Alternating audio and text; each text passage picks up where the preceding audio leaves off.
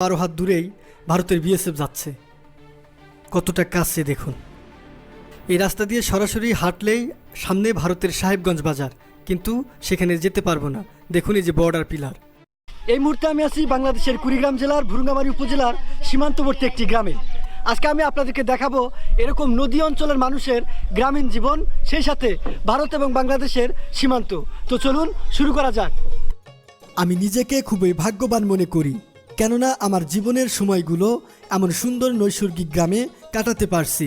সৃষ্টিকর্তার নিখুঁত রং তুলিতে আঁকা আমাদের গ্রামগুলি, প্রাকৃতিক সৌন্দর্যের অপরূপ দৃশ্য তার কোণাতে কোণাতে।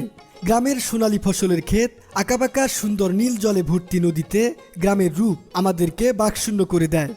কিছু সময়ের জন্য মানুষ ভুলে যায় তার সমস্ত হতাশা, হিংসা, বিদ্বেষ। তাই হয়তো কবিরা মোহিত হয়ে ওঠে রূপসী গ্রামের গানে। গ্রামের